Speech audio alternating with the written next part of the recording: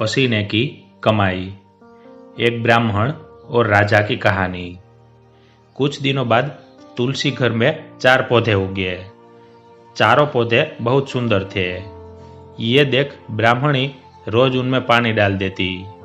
4 महीने बाद वो पौधे बड़े हो गए और उनमें फूल लगने लगे। फूल सूखने पर इनसे मोती झड़ने लगे। ब्राह्मण और ब्राह्मणी ने कभी मोती नहीं देखे थे।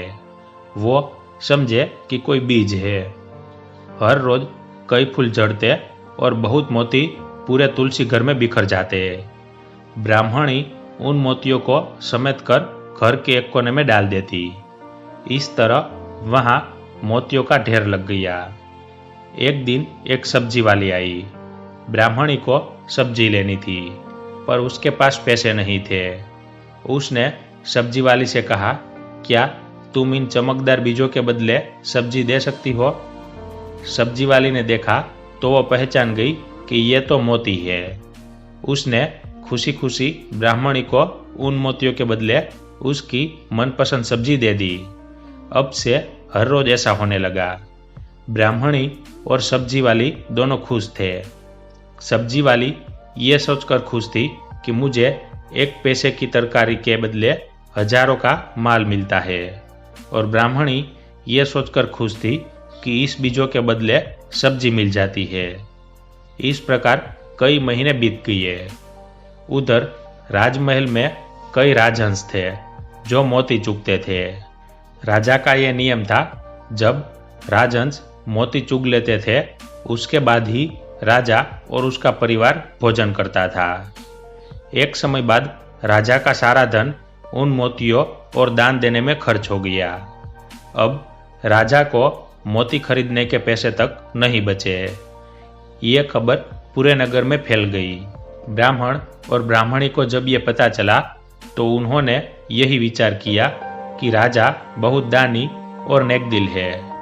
उसने अपना सब कुछ दान कर दिया, यहाँ तक कि शायद उनके पास खाने को भी कुछ नहीं है। ऐसे हालत में हमें उन लोगों की सहायता करनी चाहिए।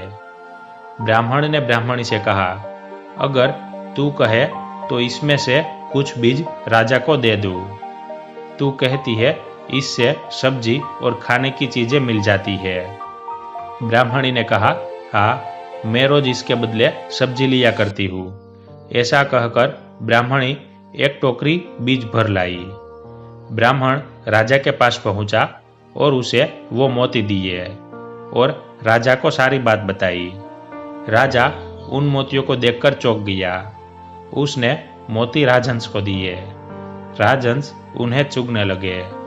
ये देख राजा ने ब्राह्मण से कहा, एक एक मोती सैकड़ों रुपये का है। सच बताइए, आपके पास इतने मोती कहाँ से आए हैं? ब्राह्मण बोला, महाराज, ऐसे बीज तो हमारे घर पर बहुत है। और राजा को पूरी बात बताई।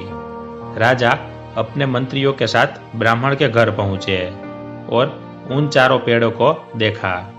पूछताछ में उन सिक्कों वाली बात सामने आ गई। जब पेड़ों को देखा तो उनकी जड़ के पास वही सिक्के चिपके हुए थे।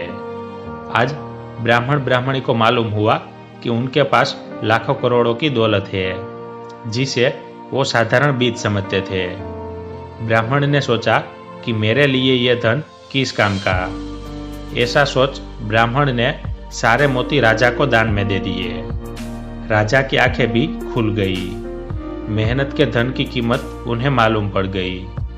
उस दिन राजा ने प्रण कर लिया कि मैं खजाने के पैसों से एक भी पैसा अपने खर्च में नहीं लगाऊंगा।